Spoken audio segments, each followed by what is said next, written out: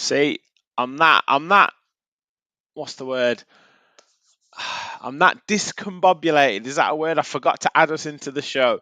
Welcome, everyone, to the Villa Park podcast. It's me, Rich, and I'm here with Kev to do the full match reaction to Aston Villa 3, Brentford 3. And yeah, what a game. What a strange game. And I'm sure we're going to get right into it, but we definitely do not make it easy for ourselves in this race for fourth position, fifth position, whatever it is. Just as it seems like we're cruising to victory, we seem Villa find a way to make it increasingly more difficult. And yeah, I guess the positives are, well, there are a couple of positives, but we didn't lose at the end of the day. But yeah, first, before getting too much into it, Kev, how you doing? You were at the game. How you feeling a few hours after? I don't really know, to be honest.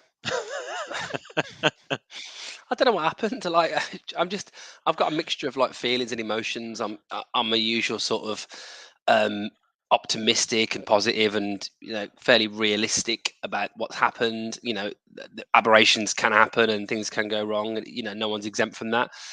I see it as a missed opportunity because obviously Brentford's with their form and a home game, and we've got some tricky matches coming up, and of course there's a whole 2 games in hand for Spurs, and they're only 3 points behind. So I'm a bit like, I think discombobulated is a good word. Actually, that could be the word of the night.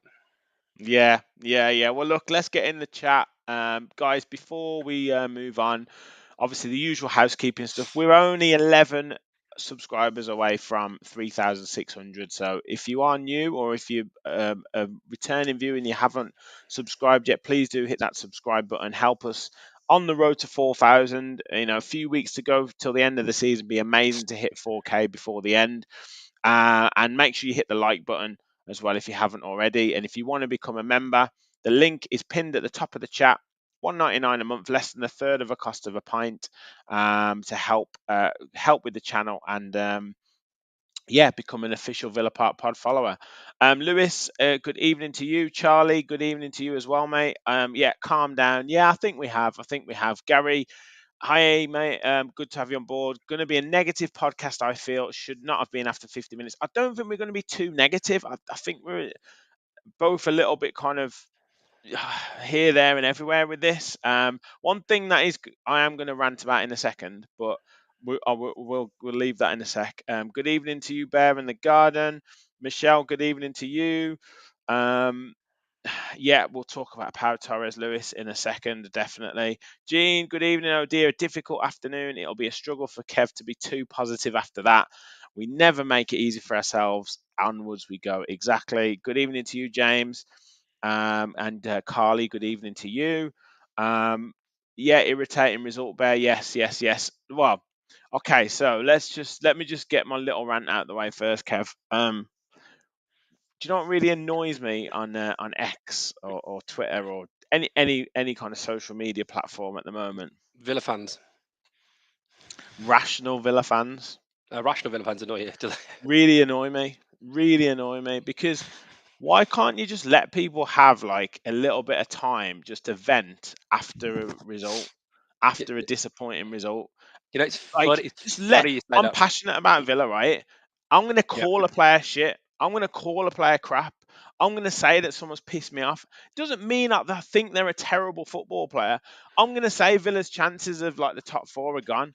Doesn't mean after like an hour or two that I'm gonna think, do you know what? Maybe it's all right. But just give me that time. Just give me that time to like vent off. Give Villa fans that time just to make a throwaway comment and say like a player is crap. It doesn't mean that they actually think that player is crap. They don't need someone bowling into their message saying, "Oh well, would you look at our season? Where do you think we're going to be? Oh, the season's this long, this long." I know that. I mean, I already know that. I don't need you to tell me that. I'm just annoyed at the situation. Can you just let me wallow in that little bit of like self pity just for 5 minutes without someone coming in and telling me how good a season Villa are having?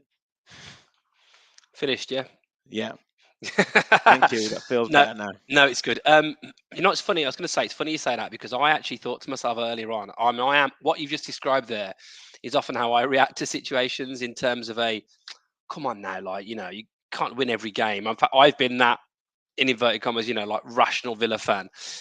And I actually thought to myself today a few times when I was getting annoyed about a few things, like, you know what? It's okay to get annoyed about stuff. It doesn't mean, I actually really thought it doesn't mean that that's everything. Now, I do think there is some madness and people need to like, look at a bit of perspective. But I also can see it. It must be pretty annoying when some bad stuff's happened a few times that someone then goes, well, look where we were 5 years ago. And because it's like, well, hang on a minute, how long do we keep doing that? Like if if you've got a partner and their ex is like imprisoned, you go, "Oh, I know I didn't cook dinner tonight, but your ex is in prison." You can't just keep saying that, can you? He can't cook you any dinners at the moment. It's just, I just think that it's just emotions, isn't it? It's Yeah, emotions, yeah. and It's just let people just have their time. Like everyone knows Aston Villa are having a good season, but two things can be right at the same time. People exactly that. know Villa are having a good season, but we also there were players today that didn't play very well. Doesn't mean they're not good. And someone is going to say, "Oh, they're rubbish," or they're this, they're that. Doesn't mean that they actually think that they're rubbish. You don't have to get all the statistics out every 5 minutes to say, "Oh well, Konsa's been the best defender this season." He had a bad game today. He had a stinker. Mm. Like, like just let people get on with it. Let people have their time. Like, people will get over it in a couple of days, and we'll be all positive again. Uh, But the uh, facts are, we've had a lot of games this season where, I mean, a lot. We've conceded 49 goals this season. Like that, to to be where we are in the league and have conceded that number of goals is an achievement in itself. But two, that's not great defense. no, it's not. It's not. Look, and I do think, like, obviously, what this team have done for the last 18 months, it is going to be impossible to win every game. You are going to have situations against some decent teams in this league where Yeah, you're Brentford going played well, man. They're a to. difficult team to play against. They That are. is not there for debate. Yeah, yeah, absolutely. But there are some valid points to make. There are mitigating factors around all of this. The one thing I would say, though, at the moment is the one area of the pitch I'm most confident in is our defence, because really, if everybody was fit, you could argue that would have been our first choice defence today. You could see um, Konza, Carlos, and Torres being ahead of everyone else. Even if Mings was fit, you could see that as being a first choice starting 11.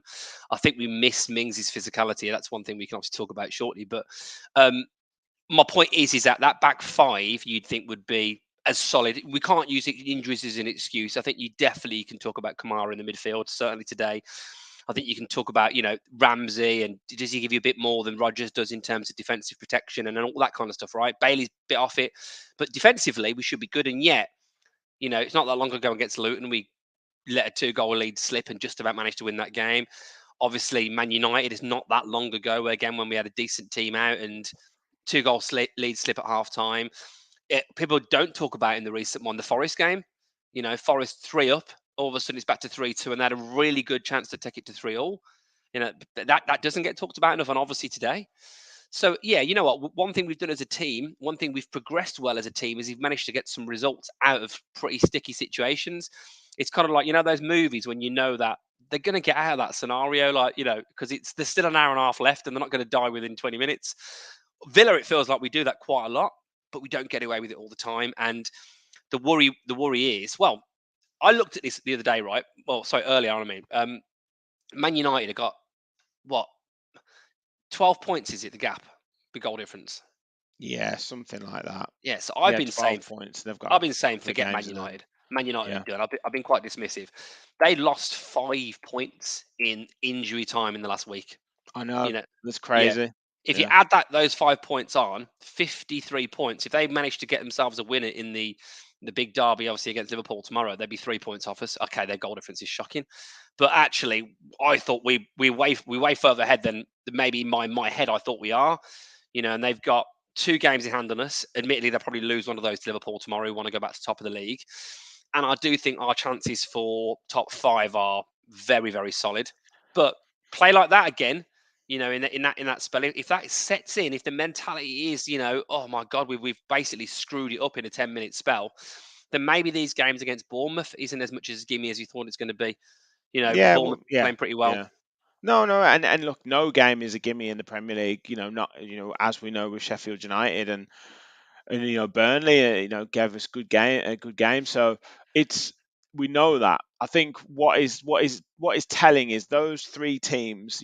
Let's say we're including Man United in this, but the Man United, Tottenham, and Villa have. You can see where they just don't have that kind of quality to be in that top three. You could just see it, like whether it's changes, whether it's mentality, whatever it is. Tottenham are likely to go to a game. Yes, they could beat a Man City, they could beat a Liverpool, but they could lose to Nottingham Forest tomorrow. They could drop points here, there, and Yeah. everywhere. Same as Villa, same as Man United. You've just said they're 5 points that they've lost in the last two games. Today you'd be looking at Villa getting that 3 points today and thinking, right, it's all set up. And a lot of it has to be the mentality. You just listed all those games there. The common thread through all those games, including today, is when we concede a goal, we concede in one straight after, two straight after, and it seems to be like a spell of like 10, 15 minutes where we just completely lose our heads.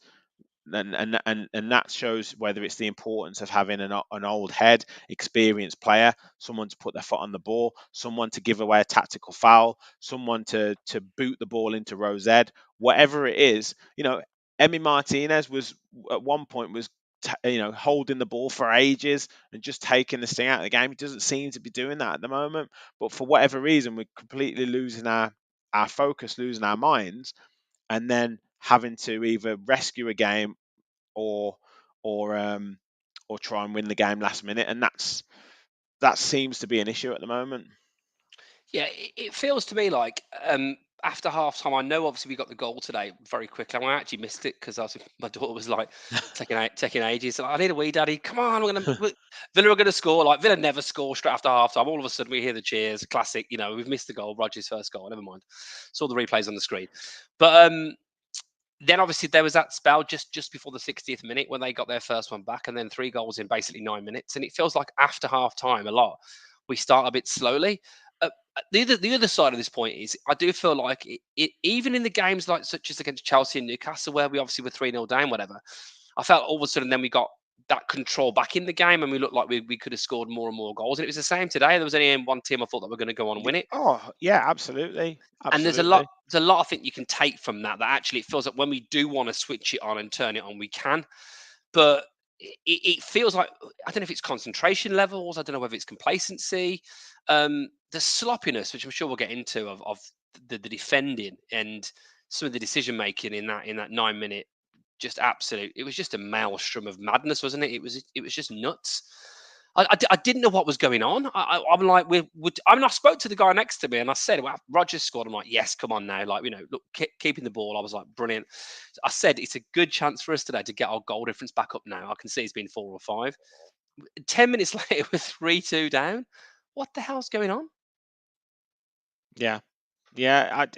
But United, 3 goals in quick succession. Nottingham Forest, as you said, 2 goals in quick succession, could have been a third. Luton, 2 goals in quick succession. It just seems, I don't know, like whether it's a Kamara being missing, I don't know, but it just seems to be that we've just lacking that character, that strength of. I don't know what it is. Just someone to back. Ollie Watkins said it himself when he was interviewed after the game. We seem to be lacking that mentality of just seeing a game out and that elite mentality that the other teams seem to have. And Yeah. I don't like, again, not being too negative. I don't think that it'll cost us. I think we will, we'll get a result, somewhere along the line that we maybe not expecting, or we'll, like you said, we the flip side of that is yes, it happened in a 9 minute spell, but it didn't happen in a 9 minute spell on the 82nd minute. It happened in a 9 minute spell on the 60th minute, which meant we still had time to get back into the game and look like we could have gone on to win it, which is again another character trait that is good that we were able to kind of get back into the game. But yeah, it does seem a little bit of a concern. You mentioned it in terms of defending, so let's get into it now. A couple of, we seem really spooked out by Wissa and Buemo and Regulon, particularly down our right hand side, their left hand side. But yeah, I think Torres had a torrid time. and Konsa, really struggled today. A couple of people in the comments said he wasn't necessarily helped too much from Bailey, but yeah, just a real tough afternoon, particularly for those two. Yeah, it really was. And look, anyone can have an off day, can't they? Those two have been as good as anybody this season, and what this club has done. Since obviously Konza, last couple of years particularly, has been absolutely brilliant. I mean, we've gone from talking about him having the best week of his life when he obviously, he scored Yeah, of course. second Yeah, against yeah. Wolves, but you got to call out, say what you see in the words of Roy Walker catchphrase. And what I saw today was a guy that looked like he was a pub player. We talk about Roy Keane, talking about Haaland being League Two. Konza was all over the shop today. I don't think his distribution was very good. I don't think he offered much attacking wise. Very slow with it and looked shaky, looked nervous. I don't think he was. I think Bailey didn't have a very good day. I think a lot of our big players today didn't play very well. McGinn didn't play very well. Pau Torres didn't play very well. Martinez, can you say he could have done much for the goals? Probably not, but Nah, he couldn't have done much. He couldn't have done much with the goals. I'd like to see him come and claim some crosses because I think we're still a bit panicky on set yeah. pieces. But that'd I be clutching at straws. But felt yeah, Olsen did that a bit more on against Man City than he actually did against yeah. obviously Brentford today. Um, is anybody Watkins that turned up for us really in terms of, and obviously Morgan Rogers played pretty well, but other than that, I thought everyone was pretty poor. But those two particularly were just poor. It just felt like out of nowhere they got a bit of a buzz and a bit of energy when they were 2-0 down, and we just didn't know how to deal with it. And I do. Gareth said in the chat that they switched to like a man-to-man system and went and just literally just pressed us. And one of the things that we've talked about so often on this podcast, it's crazy, but when we're put under a bit of pressure, particularly in that central midfield area, the lack of physicality is sometimes left Yep. telling. And if you've got Tielemans, Louise, and McGinn, yes, McGinn is strong at holding people off, but you put some pressure on there, it soon seems like you're getting overrun. And we just couldn't seem to get out. And like you say, they've got clinical players up front. Yeah, and I do think even with Kamara in the team at times, we've been Yeah, felt like yeah, yeah, yeah. we've been overrun. Having a bit of an enforcer in there, a Decore, a Papa Bouba Diop, someone, a Matic, that type of player, physical, strong, break up play. I do think it's missing a little bit in our team. Someone who's just a bit more physical. I do think there was an element of like fortune to a degree as well with some of their goals. Obviously, you've got the Yeah. one that hits his standing That's leg, what, yeah. goes anywhere. Yeah. I mean, what's going on with that? I just feel like Yeah. even like the touch, like when one of the crosses in, like I felt like the touch was a bit fortunate, and all of a sudden, like it's perfectly landed to cross it in the box, and then I don't know, did Torres lose the flight of the ball? Was it a great ball? Was it bad defending? I think it's a bit of both, and then I think Buemo good finish, but I mean, I guess how many times does that go in? That kind of like just swiping in it. And then the third goal, I don't know what was going. By that point, I fancy I could have scored if I was against them, because obviously the worry was in there. It's like anything, isn't it? Yeah. It felt like we were defending, like when you're driving, there's a police car behind you, and you're convinced you've got a body in the back of your car and loads of drugs, and you're like, you've done nothing wrong, but you just worried because there's a police car behind you. Every time they went forward after scoring that first goal, it was like, crikey, we're going to concede. And I don't know why Brentford didn't keep going for it. They could have been 5 or 6-2 up if they just kept going for it. They let us get back into it. Yeah, yeah. It was such a strange it's just such a strange time. It was like you say, it was like almost like they looked like they were gonna score every time they went forward. Villa couldn't get any passes together. I had a point and I can't remember what I was gonna say, but yeah, it was just so bizarre. And like I say, some of the defending was really poor. Before we move, because there were real positives in the game as well. The Douglas Luiz thing, a booking, 97th minute booking. Now, a few people in the chat are saying, why didn't he take him off earlier on, maybe 2-0 up, maybe bring Iro Gbanam on, someone like that. But also, it's just silliness, isn't it? Like, what are you doing? Yeah, it's ridiculous. I mean, again, you get one player back and then you lose another key one. It's like a bit of a revolving door this season.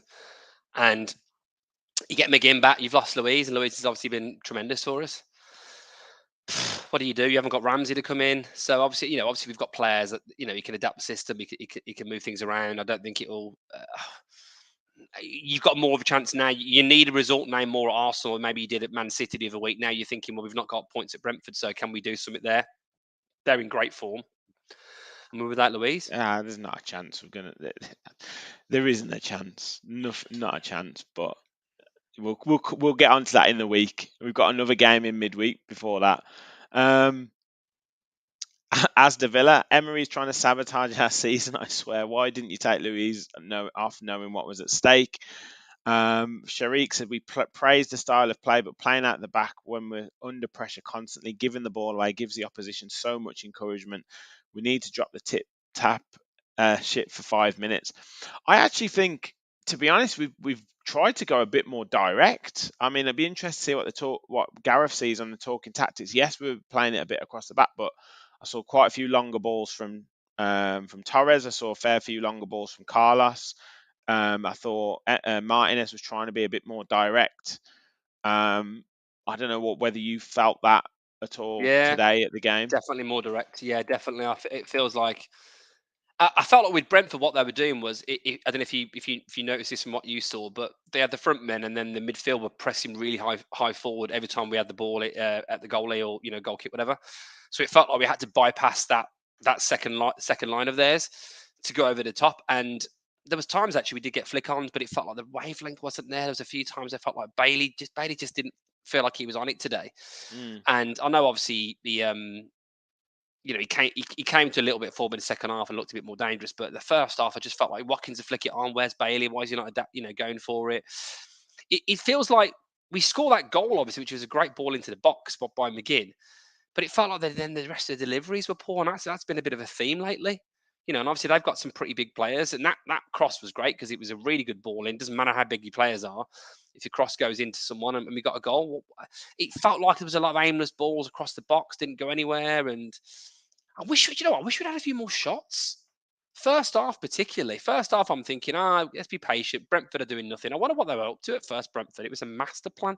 Soak up the pressure. They obviously conceded. But, I mean, look, Rogers got the goal as well because he took someone on, got a ball, took someone on, try and take a man on and get a shot away. But I just like a few more shots. Just Yeah. get the impetus going a little bit, get the tempo going a little bit. I felt like we got sucked into them being slow, and we were really slow. It's all calm it down, calm it down. But sometimes you need to speed it up, bit of urgency. Yeah, it was. It really, really, really frustrates me when you play against a team that is going to do what Brentford did, and fair play to them. They're going to hunker down in the box. They're going to put two defensive midfielders in front of that back five. They're going to defend inside the box, not necessarily just the edge of the box, and then they're going to wait for you to put crosses in. Take shots from the edge of the box. You've got Yuri Tielemans there who can hit a good shot from the edge of the box. You've got John McGinn who can shoot from the edge of the box. You've got Douglas Luiz who's got a good shot. Like, you never know what might happen. You might get a deflection. You might get someone bounces off the goalkeeper and someone can tap it in on the rebound. You might get a corner. At the very least, you get the crowd going. You get the crowd Exactly. lifted a little bit. Yes, it's nice to engineer these passing moves and stuff, but sometimes you've just got to, almost ignore the manager and just go for something like that is slightly out of the ordinary. That being said, yes, as you said, a lovely first goal, and really good header. Just one more kind of negative point before we go into say the positives in terms of Ollie Watkins, Morgan Rogers, etc., and the comeback as well. Do you think we miss Matty Cash a little bit as well? Just on the Leon Bailey point, he's had some nice. Yes, him and Konsu have done okay, but there's always that point when you're playing like a centre back at right back. Ultimately, that's what he is. Yes, for a couple of games they'll be able to kind of make it work, but that kind of once it becomes a regular thing, it's almost like then that relationship starts to kind of it starts to fray a little bit, and I just felt like they never really knew what each other wanted to do. Like Bailey didn't, Conte didn't know whether to give him the ball in certain areas. He didn't know whether to overlap him. He didn't know whether to stay deep and receive the ball. He didn't know whether to underlap and go the other side of Bailey. Like, it just seemed a bit off.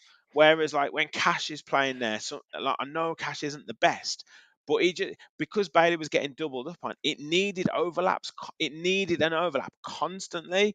But like, and then just to put the doubt in the defender's mind, but Conser wouldn't do it, or he wasn't sure about doing it, and it just felt a bit off. I really felt we needed Matty Cash on that game, and also potentially on that left hand side, possibly needed Moreno. Like, it just seems really weird that we're saying that because Luca Dean has been so solid, but I felt like it needed more attacking fullbacks today. Yeah, do you know what I thought today needed? Earlier subs. I thought Well, we needed yeah, early. yeah, yeah. It was going to happen, wasn't it, on 70 minutes? But yeah, we obviously Yeah, scored pretty soon after. But yeah, I may, know what you're saying. maybe adapt it a bit because yeah, the point you make about the fullbacks, I get it because obviously Moreno. If you'd have said to me at the start of the season, I would have been like, yeah, I don't mind if Dina goes. You bring someone else in. Moreno is my first choice. Now I'd say Dina's been on form this season, has been the best left back, I think, in terms of defensively and offensively. Cash has been massively maligned, and we've now said, we've got England's right back recently, Konza. He's been brilliant. What a week he's had! All of a sudden, I do agree. I think we miss Cash's energy and actually willingness and bombing on. And yeah, I mean, but then Cash could have had an off day, and then he's the fall guy, and he makes a mistake and gives a penalty away, and then it's like, oh god, we should have played Konza there. The argument would be you must Yeah, be more solid with Konza, but so many if buts and maybes with it. I just, he could, you said it yourself that it just seemed like there was a little bit off there between, like, Bailey and Watkins, but not only that, but Conser and Bailey just, they were doubling up on him every time. And if you've got a fullback that's prepared to go beyond him, then that negates that need then for the doubling up, because then they're thinking, well, the fullback's going to go beyond, so I'm going to have to keep an eye on him. It's it's one of them where they knew that Consul wasn't going to go on the attack, so they could just double up on Leon Bailey. Whereas if we'd have had Matty Cash there, or Conte had decided to go and attack, then that's where I think we would have seen a better from both players. yeah, and I think also like the defense is getting a bit of grief, but I don't think the midfield are very good. And if the midfield's not very good, it's going to put pressure on your defense. If the wide players aren't particularly good, more from a defensive perspective, particularly we're talking because obviously Rodgers was good going forward. Then again, you're going to be in trouble. I don't think Mm. Tielemans, McGinn, Louise, Rodgers, and Bailey were very good defensively today, and that's giving them a free run. The good thing for us was they didn't attack much other than that 10 minute spell.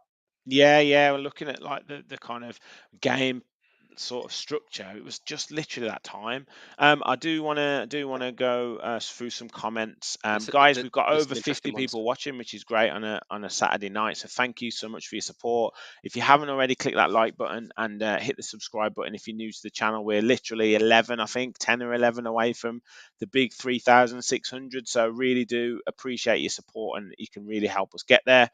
Um, as the Villa said, Emery and his subs is like a bus in London. They always come late. And when we concede, it's never one, it's 2, 3, 4, like I said, after the City game. Vaughan, really great comment. I'll come to that at the end when we're going through some of the comments. Aaron said, from watching at Villa Park, the first half felt lethargic. I wish the tempo was slightly up there. Yes, exactly what we've just been saying. Trevor, a Tottenham fan in the chat. Villa are a small club, so you guys should calm down with the top four talk. Yeah, that's good, mate. I'm not sure how many European Cups you guys have won, but we'll go with that. Yeah, Fourth spot would be easy for let us know in the Spurs. chat. Let us know in the chat Yeah, and yeah. that question if you could. And I always think, never comment on another team's result before your team has played. Well, So we'll well, see what Rich, happens tomorrow. I was going to say this about Tottenham because everyone's obviously saying, "Oh, Tottenham are going to they're going to get fourth now. They're going to smash it." They've not had some unbelievable results this season. I think going back just before Christmas, they lost at home to West Ham, and obviously West Ham weren't doing particularly great. They got a draw against Everton when everyone thought they should have won it. Obviously, they got a beating the other day from Wolves. They got a beating from Fulham. Obviously home defeat from Wolves. So they've had no. It's not like they've been smashing it all and sundry. They've been a bit Spursy at times, and they've got to go to Nottingham Forest. And I went to that with that. Nottingham Forest have got to go there, but Yeah, I yeah, take your yeah. point. Yeah, But Nottingham Forest are fighting for their lives. So yeah, they Brentford are. are fighting for something today. I've always said it's probably more likely that we get touchwood, we get a more comfortable game against a team like Bournemouth than we do against a team like Brentford Mm, because they're fighting for it. They're fighting for it. So yeah, it's one of them. Who else is in the chat? Kevin says no resting anybody. We haven't got the squad depth for that. All in now every game. Yeah, Lewis says Leon Bailey didn't help Conte out today. I think Conte did have a bad game. Wasn't all just him. Yeah, I do agree. A lot of people saying Mings is a big miss. James saying he's yeah. a big miss. Yeah, absolutely. Certain games like that. Aaron, it was his first game at Villa Park today. It was exciting but tense as well. Well, it's certainly an eventful game for you, Aaron. So yeah, great that you got to your first game. Will said if Martinez was captain, those 3 goals would not have gone in. He would have woken the defence up after their second. Why didn't Emery see the problems at Conte's side? I could see it. Everyone could see it. Changes were needed at 2-1. Well, he's actually said they were his fault, and he says he's going to watch the game about 4 times to kind of work out what happened. So Well, did he's you seen notice it with already. about 20, 25 minutes to go, like it was Kessler Hayden was warming up, and then we got the goal back. Yeah, yeah, yeah. I don't think, obviously, I don't think against Arsenal he's going to play, but I do think we could see Kessler Hayden coming in because Conte's just better um, Yeah, at that right centre back position. So yeah. yeah, yeah, yeah. What have we got in here? Who's this? Another Villa podcast, AVP by Gigs. Great stuff. Why wait until the 90th minute to bring on Duran, Diaby, and Moreno? Yeah, it seemed strange. It did seem strange, but I guess once we got that goal, he thought we'd maybe push on. Rubs in the house. Good evening to you, mate. Yeah, Arsenal looks scary. Yeah, we'll talk about that later in the week, but they definitely did. Definitely did. Um, so positives, because yes, we definitely showed some character to come back, and we're talking like we lost. We didn't lose. We're on 60 points already at this stage of the season. Kev, we only Yeah. hit 61. We hit 61 last season, so we're only 1 point away from that. So that is a real positive, and there's many times we would have lost that game and we would have crumbled and maybe lost 4-2 or whatever, and we came back to win 3-3 and we looked like we could go on and win it. Some of that chance that Konsa missed, the free header, then Dean hits it over the bar, the blocks that Brentford were getting into, absolutely fair play to them, you know. But that is a positive, isn't it? The fact that we showed some character to get back into it. Well, the big club mentality thing's been said. I mean, obviously Watkins has said it after the game, and I think it was a valid point to make, right? Absolutely. But I think you can find examples of where some of the big clubs have messed up this season. I don't think it was big club mentality for um, Man City and Arsenal to lose to Villa. Particularly Arsenal because I've just seen their big rivals lose to the same team. I think it was big club mentality for Aston Villa to, when you didn't play well against Burnley, get a winner in the last couple of minutes, to get a winner in, obviously, sorry, to get an equaliser against Sheffield United, to get a winner late against Brentford, to get a winner, 3 winners basically late against Crystal Palace. I think we've done it a few times. Luton, another one. I think numerous times this season we have actually shown the mentality to get a result. Most are at home. 96th minute? I think we've done it a lot. So I do think that is unfair. At the times when we don't do very well, it's, yeah, call it out what it is. But times when we do actually pull results out when people thought we weren't going to, we also need to talk about that. And we did that particularly well in that amazing home run, didn't we? Where we kept finding results even when we weren't playing particularly great. So I do think that is a positive to get back into the game, because when you're so shell shocked in that 9 minute spell, then anything could have happened. I think they could have gone on and scored more goals, and yet in the end, it looked like if it gone on for another 5 or 10 minutes, something might have dropped for us in the box. If we'd had Yeah, one where someone swung their right footed and it hit the left foot and bounced in, um, I do think we would have got there. Emery's made the point, didn't he, as well? Like, we're on the points haul we're on after the amount of games we've got. He's unbelievable. And even though we're all a bit peed off after today, I mean, I put my tweet out on Wednesday night saying I've only admitted Wednesday night that our title charge is over, because I still felt like before that game, if we'd got a win, who knows? And for me to be saying that in April after what this team's done, it's brilliant. So we've just got to respond to this now. We do need a performance now in the next league game. We do, because obviously Man City he rested a few players. Clearly, I don't think it was terrible performance. I think they were really good. Today was poor, that second half. And I do feel like even though Arsenal are imperious, I feel like we need a performance to say, hang on a minute, like we're not basically taking the piss here, and we are still meaning business. Because yeah, you get a bad defeat at Arsenal, which could easily happen. I feel like they might be a little bit more shocked from that going into the next games. Yeah, yeah. Um, it's a good job Williams just jumped in now, because if he'd have listened to the first half an hour of the podcast, he'd have been sick and tired You, of not us. me. You, not me. So yeah. But Will, I look, I respect your point, but I just think after a game like that, there is absolutely nothing wrong with being negative. It takes you time to turn around, and I'm a passionate Aston Villa supporter. I will call players out. I will have a go at players. Doesn't mean that I think they're rubbish. Doesn't mean that I don't like them. But I'm not all for perspective after a game. I will say we're going to win the league if we win a game. Like I was saying after we beat Brentford 2-1 when I was at the game, I was saying we were going to win the league on that day. I'd have had rational Villa fans telling me that I was completely crazy, but I said we were going to win the league on that day, and I'll say that we've bottled it when we've got a point against them at home. That's just the nature of being a football fan. Like you're gonna be positive, overly positive and overly negative at times, and then you kind of calm down after a while. So that's just the way it is. That is just the way it is. Um, but yeah, obviously we're into positives. Um, Ollie Watkins, just gotta Yeah, say that. I yeah. mean, Two great headers. Two great headers, two particularly the second great one. headers. The second one, I mean, I've got the picture up there. Look how high he's getting I know. to beat the goalkeeper. I mean, well, I don't know what the goalkeeper's doing, by the way. I know it took a bit of a deflection, but to beat the goalkeeper, 2 goals today, 18 for the season in the league, 10 assists, as we know. AVFC stat with one of the greatest stats I've seen in so long. The first Aston Villa player to score 2 headers in a game since Andy Vyman, no less. That's I, brilliant. I think it was 2014 or something like that, something crazy like that. But yeah, I Right. mean, But he's what also what today. what what more to say about Andy Vyman? Andy Yeah, Vyman, Ollie yeah. Watkins. Andy Vyman got the What a player! yeah. For those that have never seen it, Andy Vyman scored one of the greatest goals I've ever seen for, I think it was Austria under 21s against Scotland under 21s. Find it on YouTube. Unbelievable goal if you haven't seen that. But no, Watkins now has officially got the most goal involvements of any Aston Villa player ever in a Premier League season. He beat it today. Like, his goal before half time equaled him with Dwight York. And I think now it's 28 goal involvements, which is the most any Aston Villa players ever had. And we've still got 6 games to go. So I think it's time for a little round of applause for Oliver Watkins, because it's just unbelievable. Unbelievable. Um, it would have been good if he'd been given some better service, because he might have got 3 or 4 today if he'd had a couple of decent balls to him in the box. So yeah, fantastic, absolutely fantastic. And I think that he is a big time player. I think actually in the who's performing out of him and Tony. I know Tony didn't get much time, but Watkins is 1 goal off Haaland.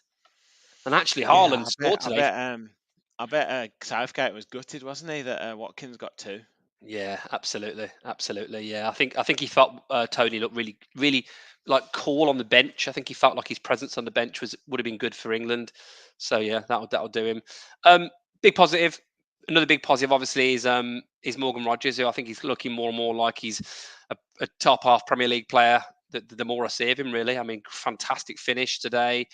Obviously, we saw what he did in the last home game against Wolves. I think he looked pretty decent against Man City. I think really lately we're seeing why we signed him. I said it a few weeks ago that I feel like he's going to be a star. I really feel he is. He's got the physicality. I think he's got the confidence.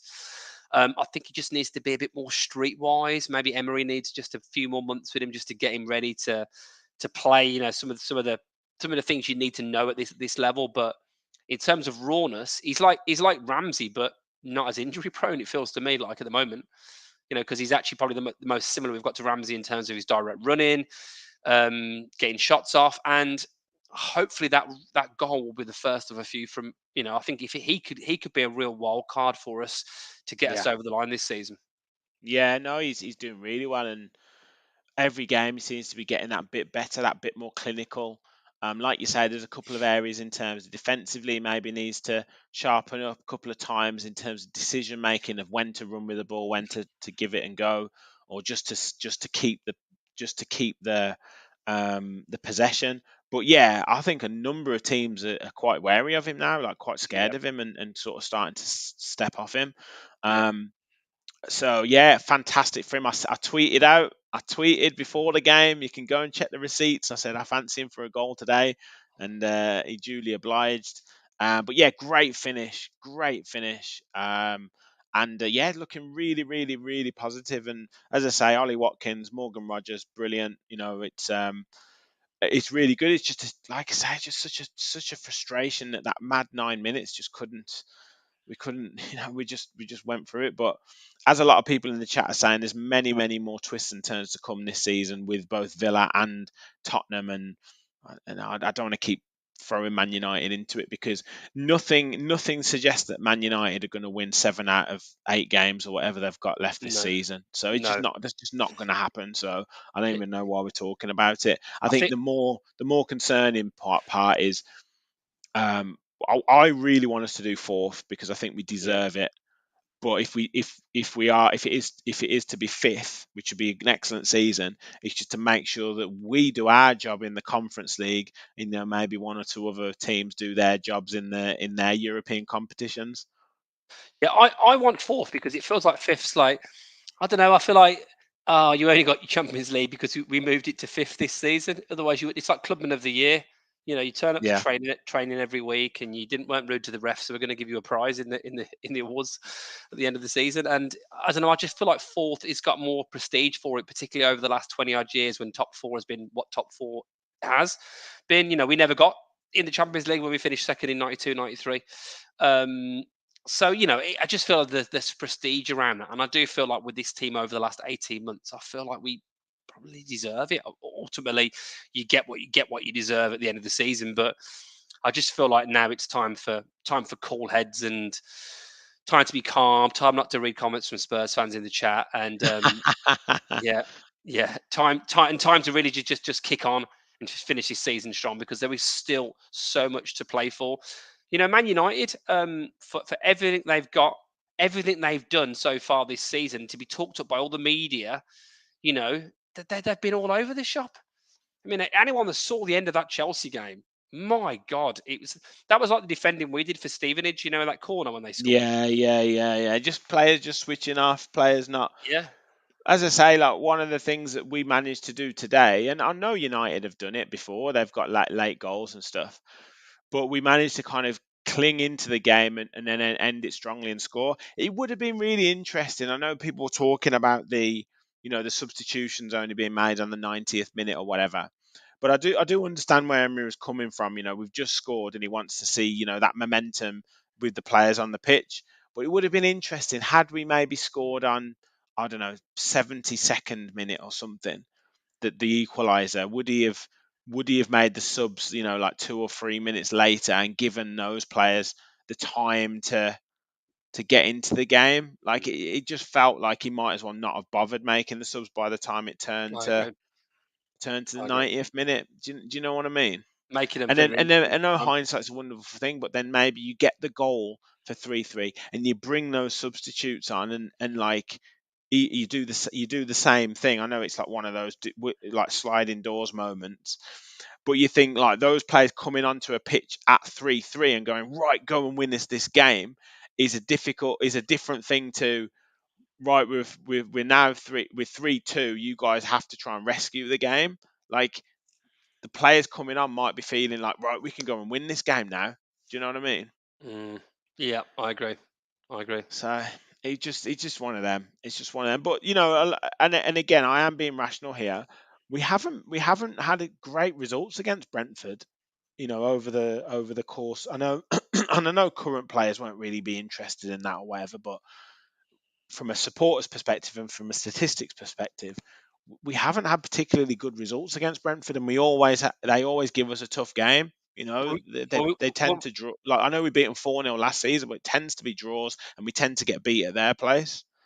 yeah, but we also beat them away, didn't we, as well this season? Yeah, I know that was a frustrating one. That was not a Mm, frustrating one. It was an excellent result, but they had Ben Mee sent off, and then that yeah. meant we went on to win the game. I don't think we'd have had a chance of winning that game had he not gotten sent Mm, off. When I was there, we didn't really have anything to offer, to be honest. And yeah. again, we showed some real character to get back into the game, and then ultimately win it. And that's when that part of the season where things were kind of going for us when we weren't particularly playing very well.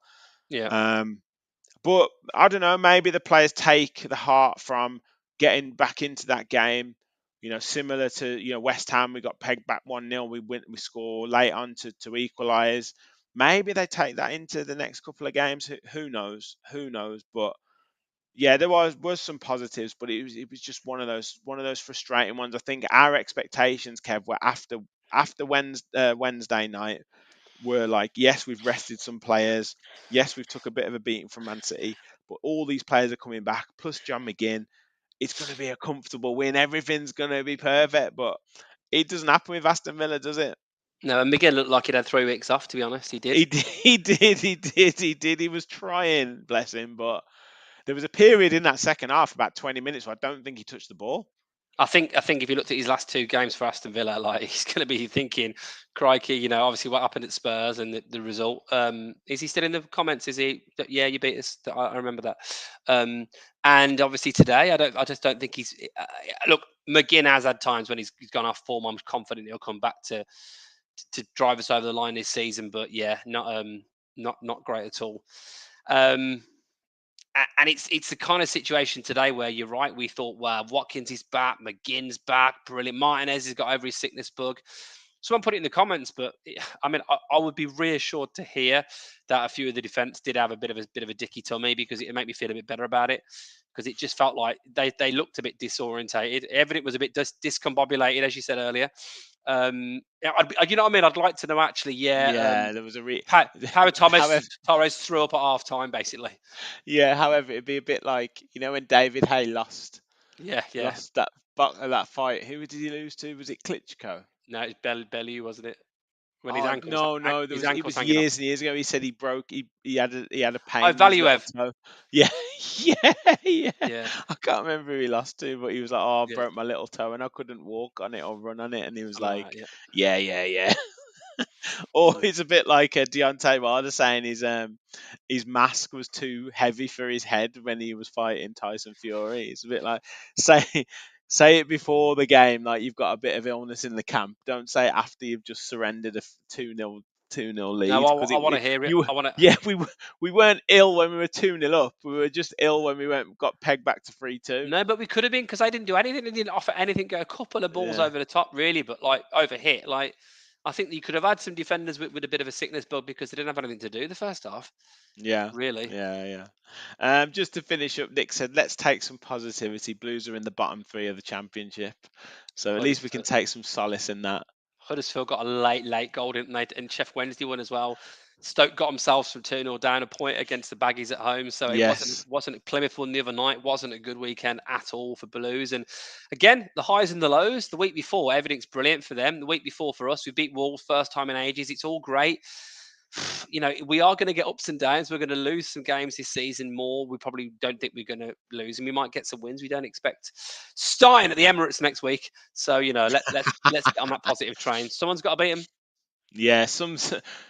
Vaughan has mentioned about the set pieces, and that's something that we are going to have to be on our game with next week, um, I because don't. I don't, yeah, I they don't are feel like. very good at set pieces.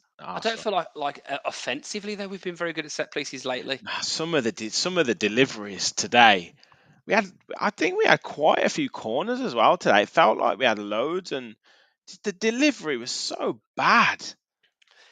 But Like, we also had and like some of free the kick. players just seeming on just not on a good, not on the right wavelength. So there was a couple of times where the ball went short to McGinn, and he had the beating of the player that was marking him, and then you think, right, just drive across the box, and then he'd just go back and Yeah, pass it, and I'm like, what are you doing? You've just got into the position where you need to be. yeah. We had a couple of opportunities to strike a goal, didn't we? Like direct free kicks as well. There's Yeah. one where like we rolled it to the side and then got Oh blocked. yeah, that was just Just, embarrassing. just. I'm sat Do there you know how talking to many my daughter. corners we had, Kev? How many? 10? 11. 11, right? Like that one when I was questioning, is it going to be Dino or Louise? He's going to hit this 20 yards out, and we hit the wall. Just have a fucking shot. Yeah, Like, what's wrong with you? Just shoot a goal. Maybe you get a rebound and you pick up the pieces. yeah, I don't know why we're missing the opportunities to have a dig. Have a dig. Get me in there. I'll have a dig from anywhere. yeah, yeah, yeah. As Will says, smash the likes, people. Just to finish up, and we're obviously going to have to do loads of shows this week. The games are coming thick and fast. But does today's game put more importance on Thursday's performance now, and Thursday's Europa Conference League tie? You know, the whole tie as a whole. Uh, yeah, I think it does. I think you need to get a bit of confidence back. And look, you've gone from the highs of Wolves, obviously on the back of us. That. Well, look, look how topsy turvy it's been lately since the turn of the year. Really, bad defeat against obviously Spurs. You 1-0 down to West Ham. All of a sudden, you rescue a point, bit of character, beat Wolves. Brilliant. It's all great. Plucky defeat, quite heavy, but plucky defeat against Man City, and then capitulation today to rescue a draw. It's literally like a soap opera, the whole thing, ups and downs. And you're probably not going to get much out of Arsenal, as much as I might try and be optimistic for optimism's sake. If you're going to think anything, think positively. But I, I don't want us to be in a situation where we don't have a good result and then we know we've got to go to Arsenal and then we've got to go away to Lille to have to get a win, or have to get like a win by a couple of goals. I don't think that would be a good situation for us. Psychologically, I just think the team need to get something going as well, where they feel like, you know what, we're proper here. And I do feel like there's opportunities coming thick and fast to do this, because now every game is like a cup final. It really is.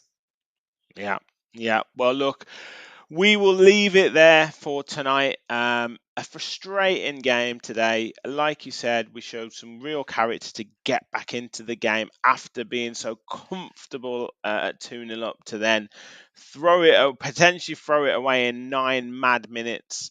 But Ollie Watkins was the hero to rescue it, and he's become Villa's. What is it, Villa's? What did you say it was before, Kev? Record goal involvements ever, Premier League, in terms of goals and assists. 28 now, beating Dwight York 27. Fantastic. And he has to get 20 goals this season. But yeah, he rescued us today, and against his old club as well, which is even better. Morgan Rogers showed real signs of positivity, but we need to sort that defence out. 49 goals conceded this season. He's not a good look. But we can do it. We know we can do it.